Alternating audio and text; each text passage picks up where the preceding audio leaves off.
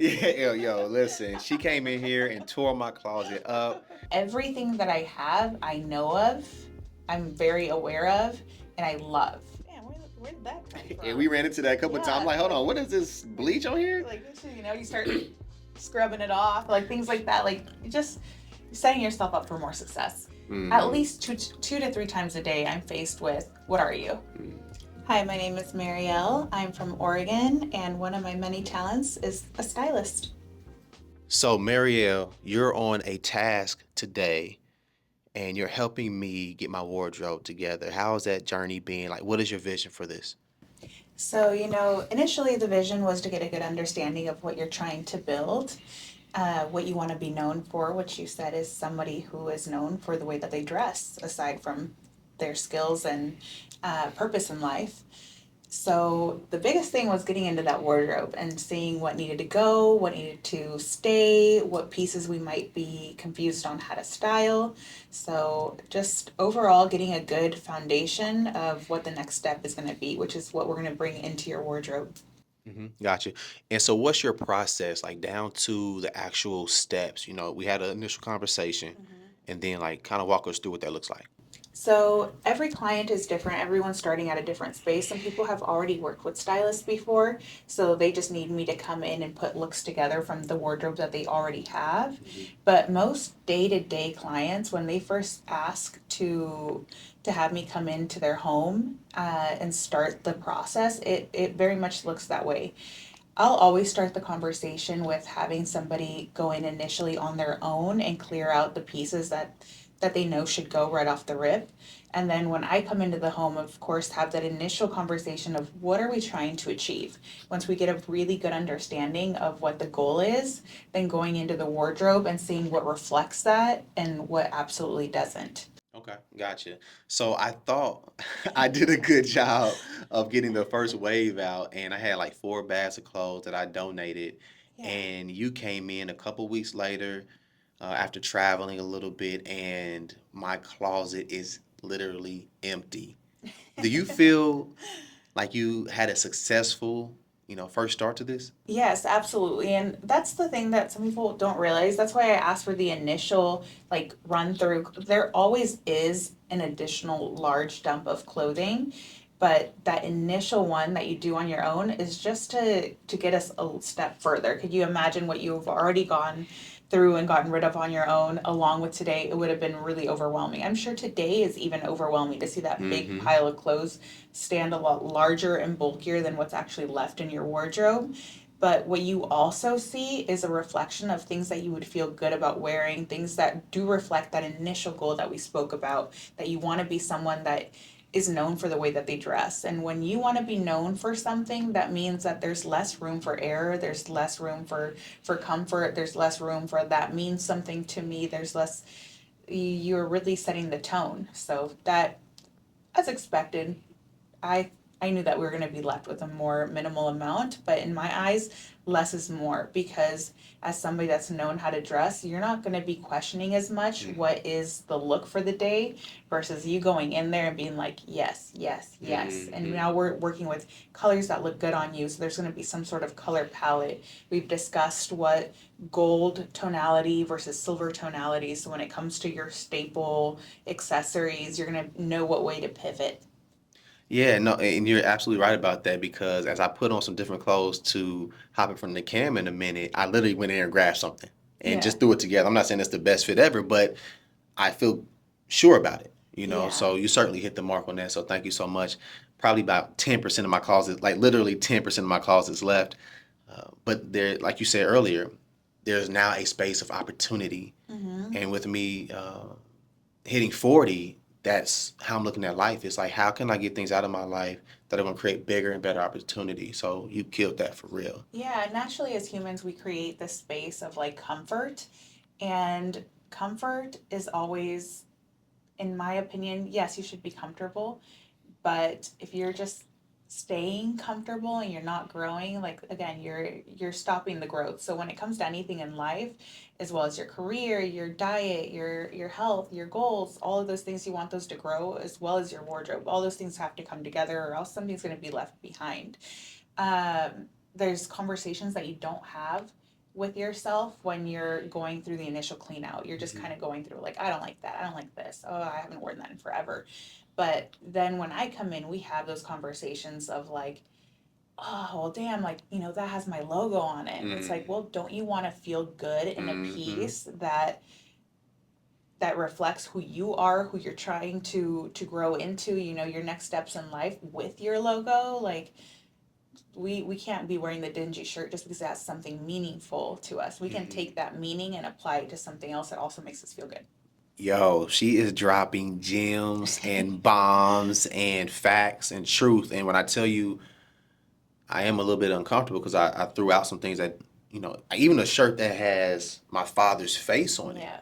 right? And it almost makes me emotional to talk about it because it's obviously something dear to me, but at the same time, it's just a shirt and it's been there. So it's time to move on from that shirt, that material, and just, again, make space for more. And so I love how unapologetic you are in saying, hey, no, it needs to go or that needs to go. And also respecting, Yeah, yeah, you're very, absolutely. very respectful in how Hmm. people feel about what they're wearing because clothes are very dear to us a lot of times. So you did very well there. So tell us like a little bit more about how you got into this realm because you could be doing a million. Well, it sounds like you're doing a million things already, but Yeah, this I is a have million and one. a lot of careers, but one of them I actually fell into this by accident. I was running a clinic in Portland, and I always have loved style. The Mm, way that I look, I always feel like it reflects the way that I feel. mm, So the less room for just like frumpiness in life, like the better I feel about going about each day. Even if it's a hard day, like, I had a shitty ass day, but I look good, mm-hmm, so it feels good. I would show up to this clinic every day on 10, just every look. I was serving a different look every day. It mm-hmm, made me feel good about the hard position I was put in. I was mm-hmm, managing a practice that had a lot of pieces that I had to set a foundation and a structure to that wasn't already there. I came into pretty much a burning building, and showing up feeling good for the position that I was trying to elevate that practice to be mentally just set me up for success during the day. So the patients that would come in every day would be like, who styles you? Where do you shop? What made you put that together? Everyone was having conversation over the way that I was dressed. So naturally, people started to ask like, "Hey, can you do that for me? Could you help me figure that out?" And I started styling a few of the patients, and then the owner was like, "Why aren't you doing this for us? Like, our practice should look that way." And I'm like, "I've been saying this, like, mm-hmm. let's get everyone looking good." And Yeah. suddenly we were like one of the best looking practices there was, because we were dressing the part, we were showing up as the part, and I really do feel like it set the expectation for the day. We all held each other at a higher standard just because we were looking that way. We weren't trying to look that way. We weren't trying to get there. We weren't thinking about getting there. We were showing up as that part. So Mm-hmm. started styling the owner, and then more patients, and then from there I got more clients, and people started seeing what I was doing. So friends were having me come and collab with them on their projects. So yeah, it's really expanded. I have a lot of clients that I help out on regular every day, and as well as some clients that I've gotten to travel for. Nah, that's amazing. All right, so you're self-taught. Yeah, yeah, No, yeah. so inspirations. I mean, you got to you got this from somewhere, right? Or you have some inspirations. Someone that like was it someone you saw that made you want to dress nice yourself? I mean, you gave us a backstory a little bit right there, Yeah. but was there any other I inspiration? mean, if we're talking about like the very, very beginnings, I would say it was my tia Chayo, my aunt. Ooh. I from a very young age watched her get ready. She Mm, lived with us for a period of time inside my parents' home, and I remember just standing at the counter and looking up at her applying this like hot pink eyeshadow that blended into the blue. She was wearing the crop tops, over accessorized, big earrings, combed out hair. Like, she was just a statement every time she mm, went out. And I remember I just loved the weekends because I knew she was going to go out on the weekend, and I would get to watch her get ready. And I found it to be like the most fascinating thing in the world. And she was my initial inspiration for dressing, because she didn't care what she put on. Anybody in the family could say like, those are ridiculous. The way she wore it with the confidence she wore it, like, to me was everything. So if we're talking about that, to as a foundation of my interest. I would say that's where it comes from. And then over time, just everything inspires me. Art inspires me, people inspire me, buildings, nature, all these different things, patterns, colors, tones. I I feel like that's the thing that allows me to have all these many facets to me in all my careers is that I'm constantly being inspired. And Mm-hmm. I mean, fashion is the way that you wear art to Mm-hmm. me. So, Yeah, and say that word again. You said your aunt. What was the phrase you used? You like uh, the was it? her name, Tia Chayo. Oh, that was her Tia, name. yeah. So Tia means aunt in Spanish, and Chayo is kind of her Mm, nickname. okay, Yeah, her name okay, is Rosario, so they call her Chayo for short. okay. All right, gotcha. So, real quick, all right, I don't want to keep you too long on this, but now since you're speaking different languages in here, all right, now Yeah. you got to tell the people a little bit more about ethnicity, if you're okay with Yeah, that. yeah, You know, yeah. where I you're think it's born. always questioned. It's something that's very confusing to people because people will look at me and try to. I at Mm-hmm. least two to three times a day, I'm faced with, "What are you?" Mm-hmm. My parents are both born and raised in Mexico. I feel like Mexico has a lot of different ethnicities. It is very much a mixing pot, especially where I'm from, which is Jalisco. But I do identify as Mexican. I'm an Afro Latina. Afro Latina. Hmm. Let me ask you, where does the Afro part come into this concept? How do you, you know what I'm saying? Where's the connection Yeah, for you in yeah. that realm? Uh, do I know specifically from what areas? No, but Okay. I'm sure it's Caribbean, and Mm, then from there, any immigration that has came. If I actually probably take an ancestry test, like, do I have Mayan Mexican? mm, Maybe a small amount, but yeah. I'm sure I'm a concoction of Europe and Africa. Yeah. Yeah. As we all are somewhere in our Yeah. lineage. But no, that's amazing. And forgive me if that's an ignorant question. I'm No, no, asking so no. I, No, I you know. think it's a really important question. It's something that gets asked all the time. And Yeah. for myself, growing up in um, in rural Oregon, where there's not any diversity other than the very few Hispanic Mexican culture that there is, along with a lot of Caucasian, I really stood out. And I don't look like a lot of the people I grew up around. Mm, No, a lot of the times I will go to events that are highlighting Mexican culture, and people will be like, "Oh, you speak Spanish? Where did yeah. you learn Spanish from?" Yeah. It's like, Yeah. "Well, my parents." And they're like, Uh-huh. "How did they learn Spanish?" Yeah. It's like, "Well, they're Mexican." Right. Right. What? Yeah. All right. Mm-hmm. No, that's cool. That's cool. Okay. Last couple of questions I have for Yeah. you. Brand wise, so with your fashion styling Mm-hmm. business, is this a what's the name of your brand? And if you don't have one, or where can the people find you? Like, tell me all that. Yeah, yeah, yeah. So, you know how I handle 99.9% of my business? It's all been word of mouth, social media. Those are the platforms I use. It's usually having conversations like this where we're just like, oh, what is it that you do? Or again, the way that I dress, Mm-hmm. starting up a conversation Mm-hmm. and people asking like, what is it that you do? They're intrigued by the way that I look, Mm-hmm. which will lead me to a lot of Mm, the facets of the things that I can do for someone. Do I have a specific page that people can go to? No. Would I have the time for a surplus of people reaching out for different for different services? Probably not. I work really nichely, and I feel like even my salon, I have a salon that I own out in Oregon, mm, and it's all word of mouth. I'm not on Google. I've never been on Google. I've never been on Yelp. I've never been on any of it. And my books are solidly full because of word of mouth. So it's, to me, if you do a good job, you put that out there, people naturally start talking about you and it expands your business. Do I feel like social media is a great platform to grow and expand in higher capacities? Absolutely. mm. But I haven't actually dove too far into it. I'm kind of new to that. As we spoke, I need to get a new tripod. Yeah, yo, listen. She came in here and tore my closet up, and I tore her tripod up. It was one of the worst tripods. So we're gonna get her a tripod while we're out. Okay, cool. Last two questions here. Mhm. What is the mission, right? We talked a little bit about getting me together, get my Yeah. outfits together. We're about to go head out, do a little bit of shopping at the Hmm. mall or wherever you decide we're going. I have no idea. Boutique shops, whatever that looks like. What's the vision for the next couple of hours?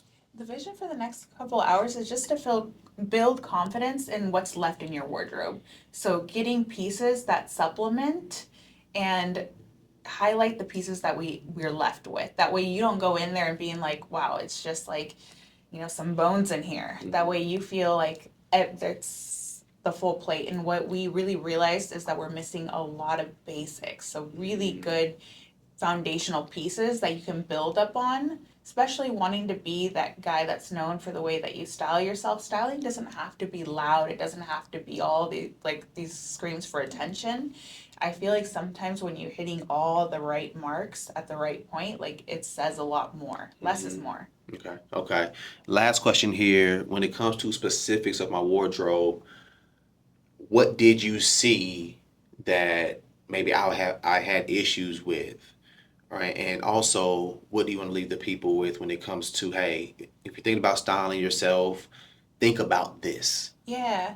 I mean, with you, every person's going to be a little bit different. But when I'm thinking about you, it's something that you're already aware of, but you're a tall, athletic man. So therefore, like a lot of things are just not going to fit you. Mm. And that doesn't mean that there's so much room for opportunity out there. I'm excited to get out there and actually get some pieces that fit right.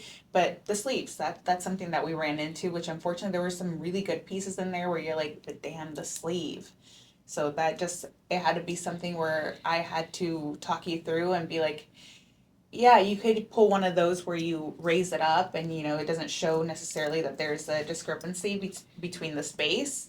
But do you really want to be in a piece where you have to be subconsciously thinking like, oh, like let me make sure it's up where it needs to be while you're out having fun, and you accidentally end up in a photo looking like this, like Right. like you just it's something you don't have to think about, and that's the best thing you could do for yourself and anybody. Now talking to your second point, anybody can do for themselves is allowing themselves to have that freedom in their wardrobe, where you can walk in and you're not putting something on and like, now I don't like. I feel like 80% of the times where someone cancels going out is because they don't feel good in what they're wearing.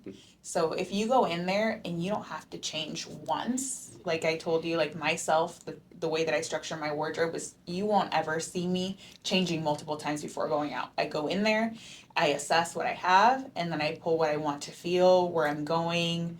I'm more focused on the way I want to show up in this room rather than what am I going to wear, and nothing fits, and I just don't like the seam of these pants. Like I love the color, but I don't like how they hit around my ankles. Or there's all these excuses that we have in our wardrobe that just simply have no room in our lives. That way you can walk in there, feel good, pick what you want to represent for that day, and go out there and do it.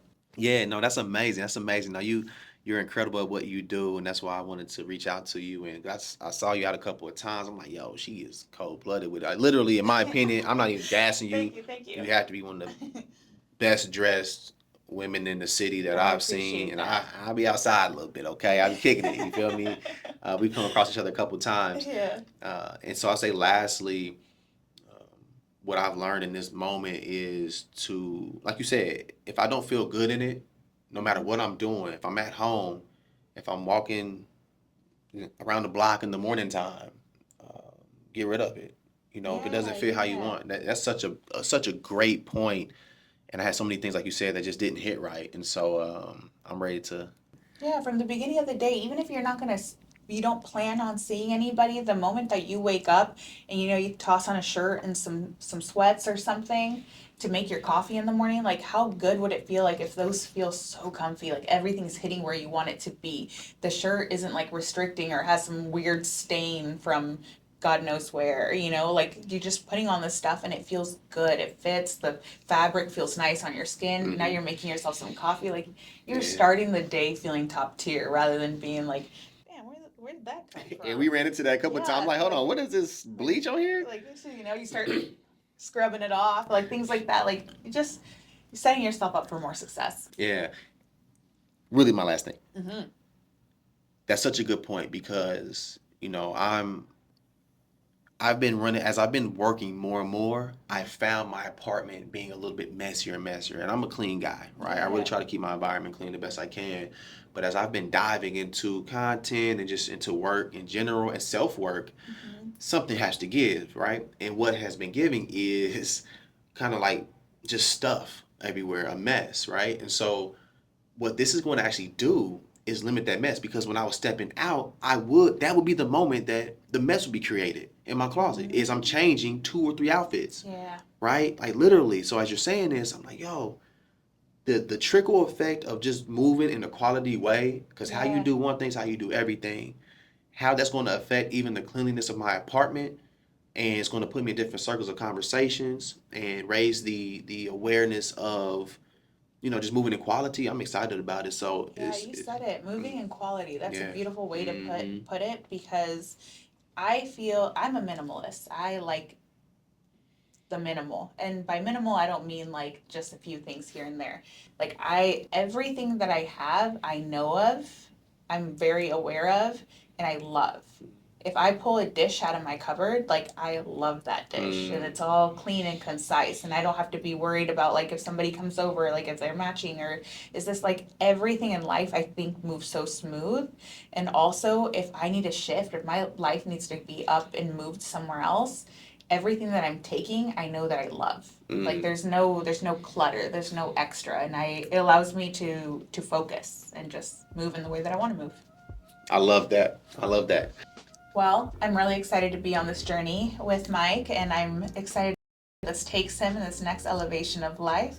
So let's see what we put together.